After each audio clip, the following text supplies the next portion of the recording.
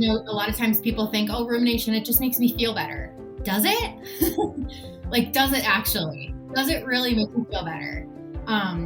So a lot of times other people say like, oh, like it helps me solve problems. Again, does it? Like, rumination is not problem solving. Problem solving is solution oriented. Problem solving is not urgent. Problem solving is not emotional. Problem solving is more creative and open-minded and, step by step. Welcome to a Healthy Push podcast.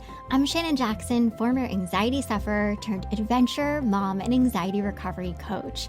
I struggled with anxiety, panic disorder, and agoraphobia for 15 years.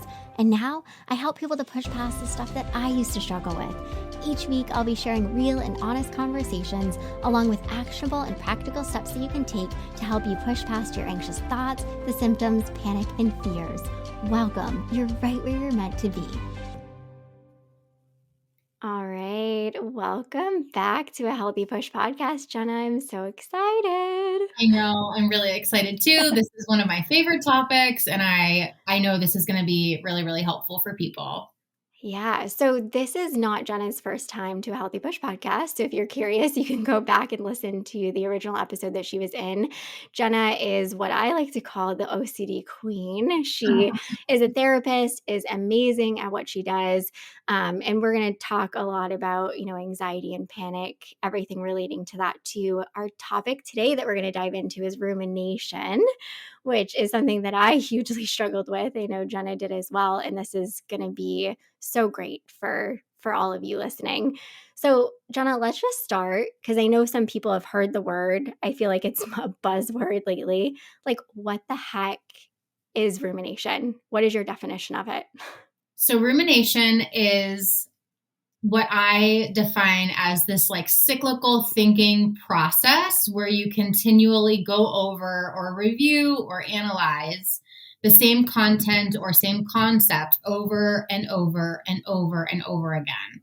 It can sometimes feel for people like it's a mental rabbit hole that they've kind of jumped down or that they're getting pulled into.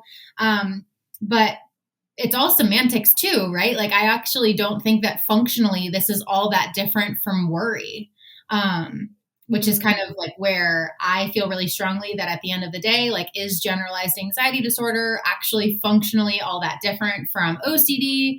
That's like a whole other topic, but functionally how it works and also how we would approach it therapeutically is not any different. So it's just semantics, right? So worry is rumination. Rumination is worry. It's this cyclical thinking of the same thing over and over and over again. And it can feel really difficult to control because it can feel automatic, right? Like it's arguably a little bit trickier and more subtle, and it feels more quote unquote automatic than other rituals or other safety behaviors like avoidance, right? Or like going to the bathroom and washing your hands, or going into Google, typing in your question and like ravenously going through Google and WebMD. It's more so this like, well, I've been worrying about this or ruminating about this for the past 5 minutes or 3 days. And like, I don't know how to stop. So it's really, really debilitating for people, but, you can learn so much about it and you can learn to catch it and kind of control it. So I'm excited to talk about that too. Yeah. So I think a huge piece before we sort of dive into like the what is helpful, right? Because I know people are always like, well, how do I stop it? And I think it can be really helpful for people just to hear like what this can look like and why people do it. Because I think oftentimes you do it and you don't quite even understand why you're doing it. So, like, I know for myself, I often ruminated about future events. And I'm sure this has a tie, right, with anticipatory anxiety. Like, before you do something, you're overly worrying about it, like just going down the rabbit holes, right? Like, of how is it going to look? How's it going to play out? Am I going to feel anxious? Like, all of that. But then also, I did that right when I'm in it. Like, how is this going to look? How is this going to play out? Like, and then of course you have all the what ifs and stuff too. But a lot of times for me, it was like the same type of thoughts, just like changing slightly without much variation, but like I would have the similar, worries, these themes constantly popping up. So, like for myself, back when I did this, I didn't quite get why I was doing it. And now it's pretty obvious. But like, why do you think that people ruminate? Oh my gosh, I think it can be for a lot of different reasons. So I'm glad that you brought up the future. So I do think that rumination and this cyclical, repetitive thinking about the same thing over and over again can happen certainly about the future, right? Like, what is the purpose of life? Before a social event, worrying or ruminating about like who's going to be there, or what am I going to do in this situation, or what am I going to say here? It can also happen about the past, right? Like, especially with OCD, right? We have so many people who struggle with like hit and run OCD or harm OCD. They might ruminate about, did I actually hit someone on my way home? And they might review that in their head. They may review that situation to try to almost replay it and revisit that as a form of a memory. Like, did I actually hit someone? Do I remember, with my senses, anything like that? Can also just happen kind of with the present, right? Like if you're feeling something in your body, oh my gosh, what does that mean? Oh my gosh, what does that mean? And so it can be really about anything. But notice the pattern here is that it's usually a question, right? So it's usually in the form of a question. It's normally the pursuit of some type of answer to something, right? So it's, what if, who, what, when, where, why type of thing, or how. And that's like the big indicator to me that somebody may be ritualizing or somebody may be ruminating, is when they're just cyclically trying to figure out this question. Oftentimes they are unanswerable questions, like what is the purpose of life, right? Or they're questions that are just not based in reality, right? Like we have no evidence to suggest with our 5 bodily senses and all the evidence that we have here in the present moment to support the fact that we may have hit someone. But having OCD or anxiety, which are the doubt disorders, right? Like that doubt creeps in, that obsessional doubt comes in, and it's like, but what if, right? So it's always the what if. But we have to recognize, again, that OCD and anxiety, they're the doubt disorder. So there's always going to be one more but what if. And that's where the rumination really takes hold, is to try to figure out the answer to that what if. So I think of the intrusive thought or the worry as the first obsessional thought that comes up, the what if, the question. The rumination is an actual volitional choice behavior, right? Like that we do have a choice over, where we actually try to answer that question. So it's always really a key for me to have people try to get on board with the fact that worry is different from worrying. You can have this intrusive thought come up, or this worry, this uncertainty, this doubt, whatever. But whatever you try to do about that, that could be compulsive, right? Like that could be the rumination.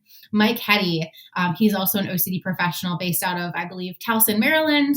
And he said to me once about rumination, you can't help the thoughts that pop up, but you can help the thoughts that you conjure up. And I think that is like the best way to describe it. Right? Like you can't help these what if. What does that heartbeat mean? What does my headache mean? I was attracted to that female in the grocery store. Does that mean that I'm actually attracted to women? You can't help those thoughts that pop up, but you can 100% with practice, with the right guidance, with the right support.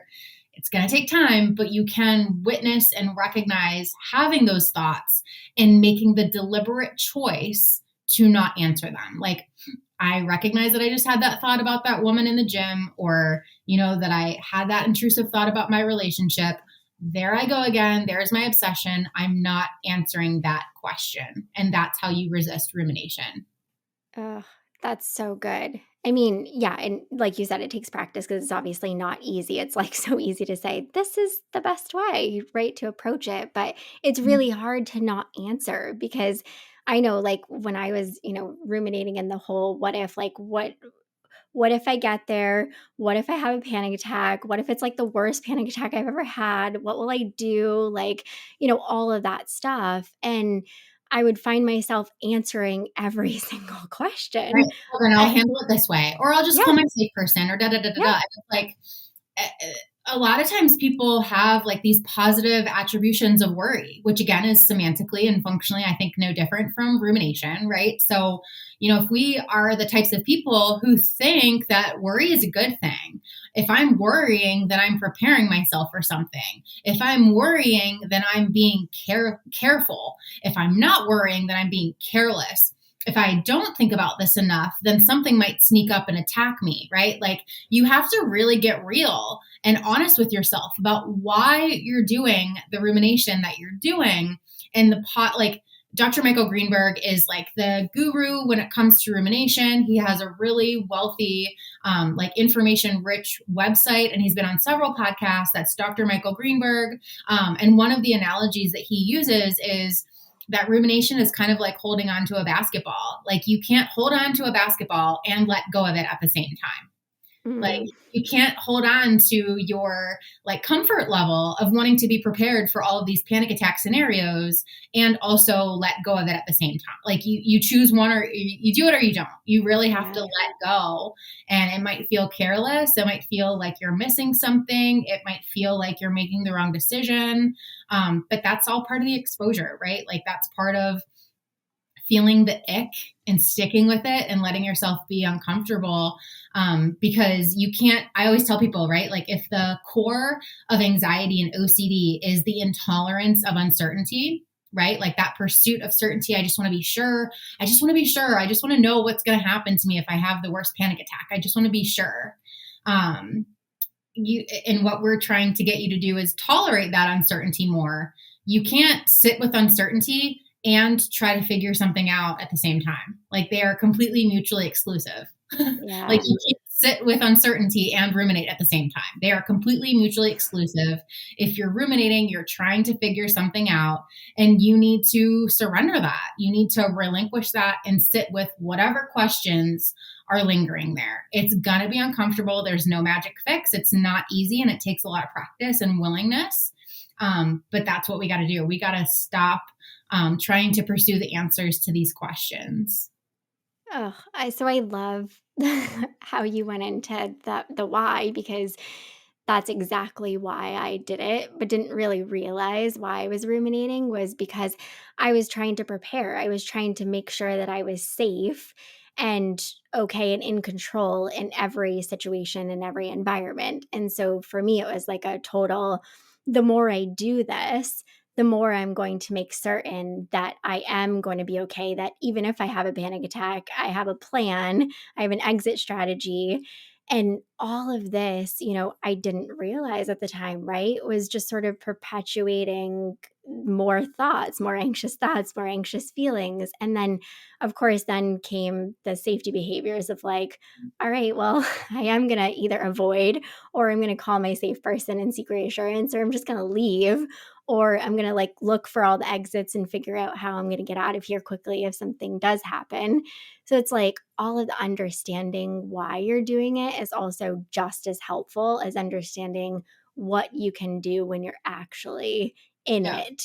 And debunking those, right? Like that, yeah, a lot of times people think, oh, rumination, it just makes me feel better. Does it? Like, does it actually? Does it really make you feel better? yeah. So a lot of times other people say like, oh, like it helps me solve problems.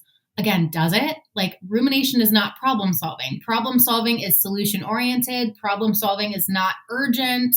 Problem solving is not emotional. Problem solving is more creative and open-minded and, step by step. And you try things in problem solving, right? Like you try things, you brainstorm, you try things, and then you do trial and error. If it worked, great. If it didn't, you try something different. You don't just perseverate on the same thing again and again.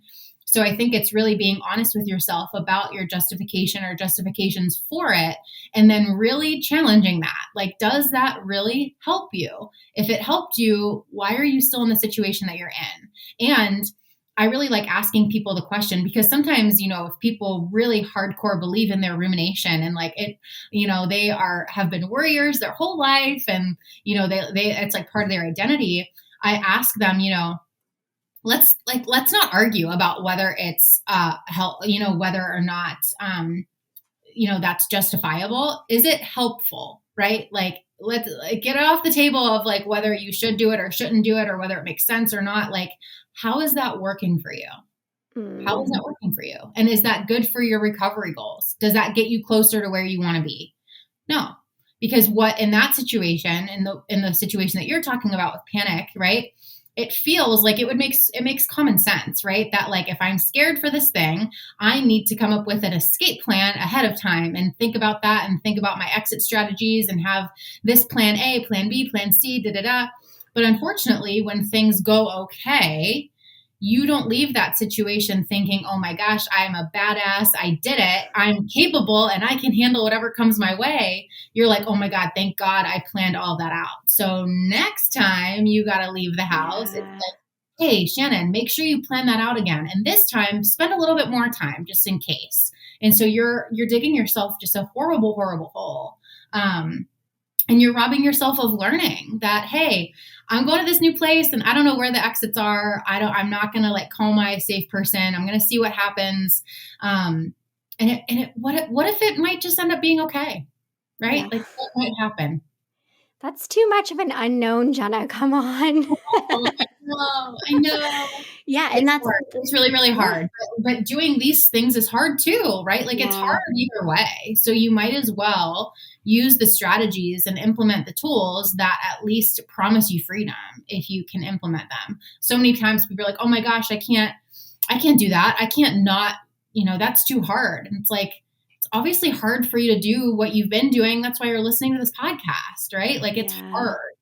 Yeah. It's just, I always say, right, the type of hard that you're going to be, putting your energy toward and reaching these goals is going to be much more worthwhile than the hard that you're currently inflicting upon yourself. And that took me a long time to realize. It's like, I'm working so hard all the time and trying to keep myself safe. And then what if I just didn't participate in all this and I'm still safe?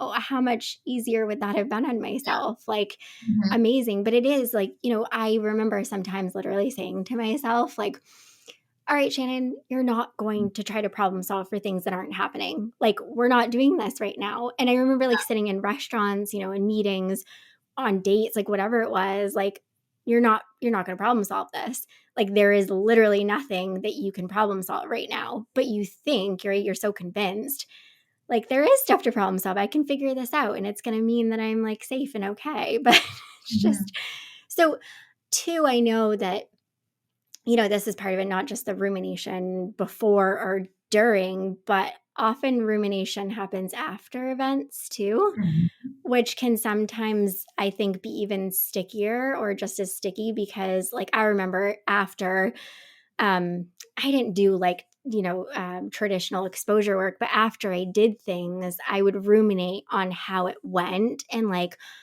the fact that I was super anxious or the fact that I had a panic attack. And I'd be like, well, why did that happen? I did this and, that didn't work. And what did I do wrong? And like, I usually don't feel anxious in that area. Why did I feel anxious? Yeah. Like trying so hard to figure out after. And it's like, why put yourself through that? But I really thought, if I try to figure this out, maybe it'll help me in the future, right? And I think so often a question people will ask themselves after events is, why did I feel so anxious? And I don't like, what is your thought on that? Like, do we have to figure out that stuff?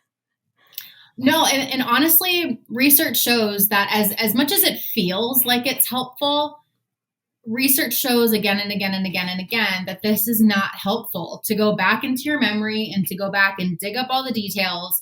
Not only does it make you more anxious, it makes you more depressed. And it actually, they've done tons of research to show, this is one of my favorite things to share people. They've done research to show that they did it with like people who, they go back and they check their stoves to make sure they're off. They go back to make sure that their hair straightener is unplugged or whatever. The water faucets are off.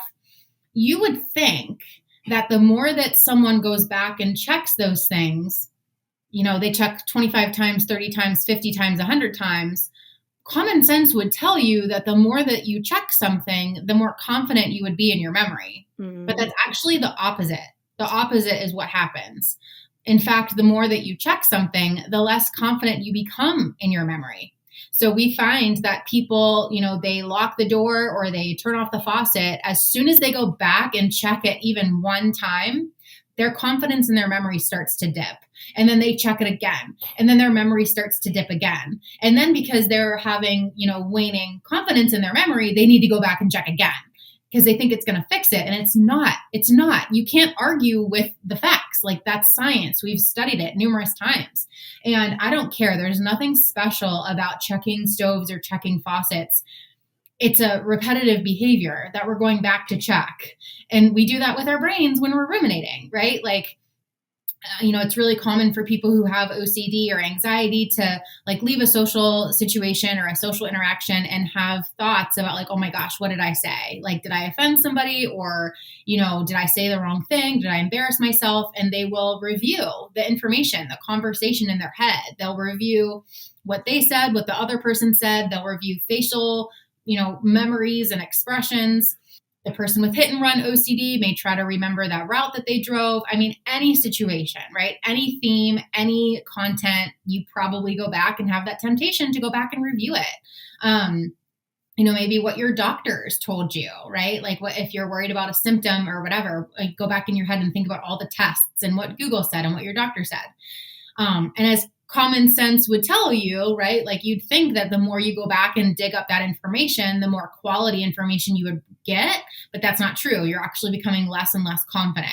And so, I mean, the human memory is really fascinating. I took a forensic psychology course in college, and it was fascinating just how, like, even people who have been convicted of crimes, right, and they're like being asked to retell the story, the more they tell the story, the more they tell the story, the more they tell the story, they actually become less, your memory becomes like totally fuzzy, right? Like, it's just, our memories are not as reliable as what we think they are. And so anytime that someone wants to go back, I'm like, that's danger. There's nothing good for you waiting for you in the past. It's all fuzzy. It's not reliable information.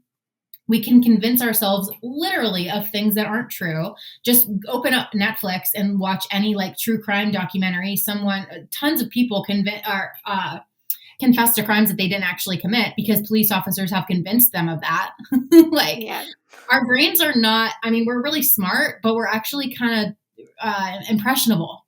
And so anytime that someone has the urgency to like go back and review something, what that meant or what I felt, or checking anything, right? Like, checking your memory to me is the same and functionally no different from checking the faucet. Every time that you go back and try to check it, you're running the risk that you are going to reduce the confidence in your memory. And so, it's really important. Your memory is not as reliable as you think. And that's not necessarily like an OCD thing. That's just that's human nature. So the sooner that you can recognize yourself going back and trying to figure something out, I would encourage people to, one, just practice mindfulness about that, right? And mindfulness doesn't have to be this hardcore, meditative, structured, rigid practice. It can just be paying attention to the present moment on purpose, paying attention to your thoughts, trying to observe your thoughts as though like you were a bird's eye view or a third person, right? Oh, there I go again. Like, I'm trying to remember, what was talked about in the work meeting today. I'm trying to remember what my doctor said. As much as I want to go there, I'm trying to remember what I heard on that podcast, and I can't go there. Like, I can't go there. I'm going to notice it, and I'm going to bring my attention back to whatever it was that I was doing. And it's going to nag, right? Like, it's not going to automatically go away. It's going to feel like it's nagging at you. Let those questions linger. And the more that you practice, the more that you'll give your brain the message that must not be important, right? Like, that must not be important. I can let that go, because your brain is also always picking up on the messages that you put out, right? So in your situation, right, if you ruminate and overly prepare and like set all your safety parameters before going into a public event, you've just given your brain the message that that's necessary and that public events warrant such a plan. Yep. And so, your brain is always picking up on that. And so, for the next time, it's going to pull out that file. Public events are dangerous. Shannon did this last time. So my job is to keep her safe. I need to make sure that we do this again and go even harder and make her spend even more time on it, right? And be even more vigilant. So to rewrite that story, we have to choose not to answer those questions and give our brain a new message. Yeah. Oh, so good. I mean, all I'm sitting here thinking of course, is like some of the things that I struggled with most being, driving anxiety and toilet anxiety and like just going with the thoughts so hard and wanting to, plan and be safe. And the more I did it, it sent those signals to my brain. And it's no wonder I struggled for as long as I did. Cause, sometimes people ask me, well, Shannon, why did you struggle for so long? And I'm like, well, I didn't understand. Like I thought that I was so this is like a good segue. So I thought that I was always doing the right things, right? I had a therapist. I thought, I'm just going to continue to drive. With the toilet anxiety was I'm going to keep going places. I'm going to, try to resist some things. Like I'm going to just keep pushing myself. But the big piece that I was missing was the mental component and like Mhm. resisting the compulsions. And I didn't understand that that was such a huge part of it because, like you said, with Totally. every sensation symptom, like for the toilet anxiety, it was like immediate. My brain was like, danger. We felt this before. And when you feel this, you do this in order to be safe. And same thing with, being places like driving in the car and feeling a little bit panicky. Like you do this in order to feel safe. So every time I stepped foot into a car, like every time my stomach felt a little bit upset, it was like the alarms were going off 1,000%.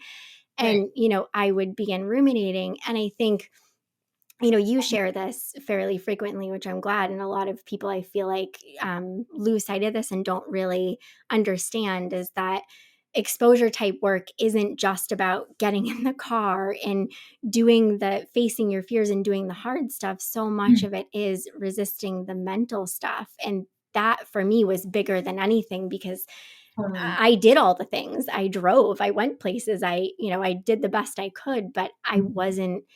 I wasn't in any way having a healthy response to the mental stuff.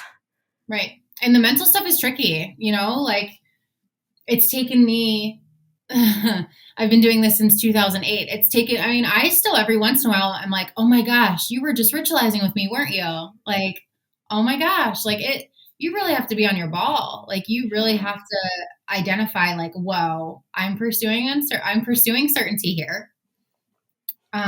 And yeah, like really walk yourself through that like functional analysis, right? And yeah, exposures are the sexy part. Like when people hear about exposure therapy or challenging yourself, they're like, oh my gosh, yeah, I can drive, I can do this, like I can go up to that person and say hi.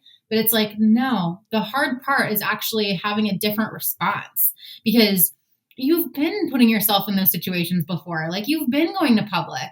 It's just that when you've had to do it, you've gone through all these safety protocols, right? Like you've had to have a safe person, you've had to plan out your strategy, you've had to have all these things. And the mechanism of change there is the response prevention, right? Like messing with anxiety's pattern, messing with OCD's pattern. So if you're just doing exposure work, you're doing these challenging things and putting yourself outside of your comfort zone, but you're not changing how you respond to that anxiety. You're not doing anything.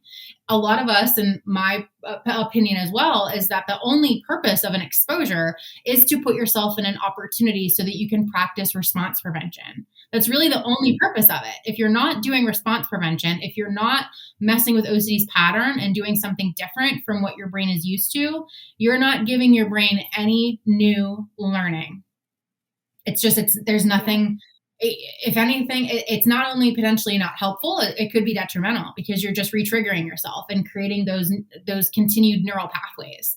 So it's all about finding these opportunities to put yourself in these situations so that you can have a different response. One of my favorite like tweets or like Instagram tweets and images that I've ever shared that resonates with so many people is that as long as you continue to act as though something is threatening, your brain is going to try to protect you from it. So as long as you continue to act as though stomach aches are threatening, your Mm, brain is going to try to protect you from stomach aches. So I always ask myself, and I ask my members, like, how are you acting as though this thing is threatening? How are you interpreting it as threat in your mind? Are you ruminating about it? Are you trying to prepare for it? Are you telling yourself that everything is fine? How are you acting as though this thing is threatening? We have to hammer all those out, whether it's one by yeah. one or gradually reducing or postponing or whatever. Like, we have to act as though this thing is not threatening. Like, yep, I have a stomach ache. Let's see what happens. Yeah. That's a big change, right? But you have to give your brain, like I said, that new message that this, in fact, is not threatening. This, in fact, does not warrant any type of special response.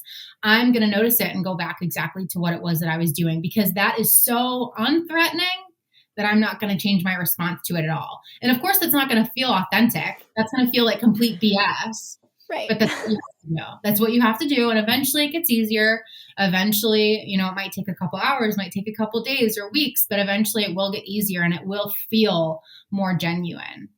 Yeah. Oh, for sure. Because it does feel awful initially when you're like, Why wouldn't it? nope. Why wouldn't it? You've Right. been giving your brain the message this whole time that this is threatening, this is threatening, this is threatening, keep me safe. And so as soon as you withdraw that message and you suddenly, of your own lovely accord, have decided not to do this ritual anymore, your brain's job is to keep you alive, is to keep you safe.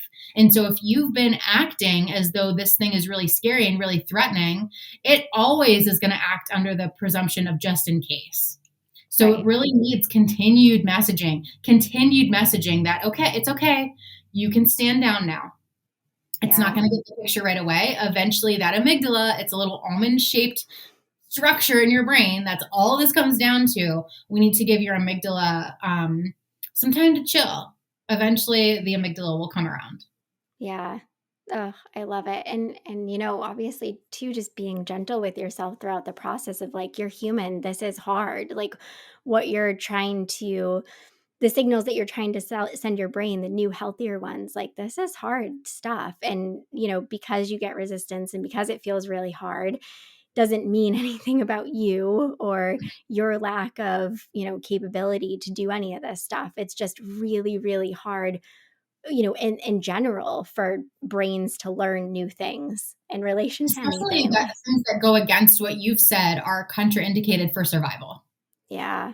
Like Oh, I always have to remind people that, let's say that you got randomly bit by a dog, right? Like it would take one negative, like threatening experience for you to be fearful of dogs. And if you got bit by a white poodle, you would not just be fearful of white poodles, you'd be fearful of black labs and, German shepherds and whatever, right? Like that fear is instant and it's generalized, right? And it's instant, it is built automatically, and it generalizes and it spans across a lot of different neural pathways of different dogs, different colors, different shapes. Unfortunately, it doesn't work as nicely the other way. So it's yeah. not going to take one pleasant interaction with a dog to unwrite or to rewrite your fear of dogs. Right. Like your brain is always a little bit more stubborn when it comes Yeah. to like going outside of our comfort zone, and thank goodness for that, because it keeps us alive. It just works in wacky ways, right? So it's going to take it doesn't take much to get scared of something. It takes a lot of work to get unscared of something, but it's still completely possible. Yeah. Oh, I love that. I'm sitting here like laughing to myself because my daughter, we went to the lake house last week and she got stung by a bee. It took Uh-huh. one time, she's almost 4. It took one time. Before that, she was, holding bees, going close to bees, like bumblebees. We've always taught her they're nothing to be scared of. You can hold them as long as you're nice to them and, explaining all of it. And now anything, it can be a mosquito, a Yep. fly. It is like stage 10 emergency. Yep. But it is, it only takes one thing. And then it's really hard, to Mhm. build that healthy response to Yep. it. And she's not going to get over that fear again with just one pleasant interaction, right? Right. Like there's going to need to be continued and gradual and very repetitive and prolonged, exposure to bees. Yeah. So we need to be patient with ourselves too. It's our brains trying to look out for us, right? And Right. thank goodness it does that, because otherwise in some situations we would be dead. Right. But Right. it sometimes, like, based on especially how we've acted, right? Like, or not acted, we give it the wrong message. But the good news is that research shows that we can rewrite old neural pathways, right? Like, our research shows that brains look different from before therapy to after therapy. Like, that you literally will prune out like old neural pathways. If you don't use it, you lose it. For the same reason, I don't remember anything that I learned about in my 7th grade history class, because I haven't been practicing it, right? So my brain essentially was like, oh, that's useless information. Jenna hasn't used that in a while, so we're going to prune that out and make room for more information that's actually relevant to her survival. Right. So yeah, like, you can definitely kind of prune out old neural pathways, replace it with new neural pathways, but it's going to take continued repetition and experience. Yeah. Oh, I'm glad you said that. That's such a good note to close on because it totally is possible. And, I know like people will look at me sometimes and all of like, do you actually drive now with like peace and you don't have any anxiety and fear? And I'm like, yeah.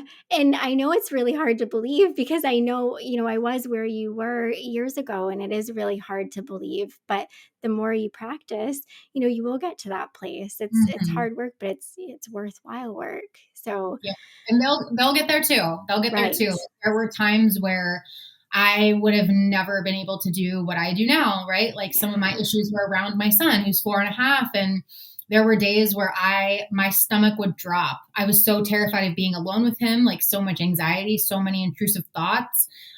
My stomach would drop if my husband said that he had to go pee. Like, my stomach would drop because, oh my gosh, like, my husband has to pee. He's going to be gone for 45 seconds. What am I going to, like, oh my gosh, I can handle this.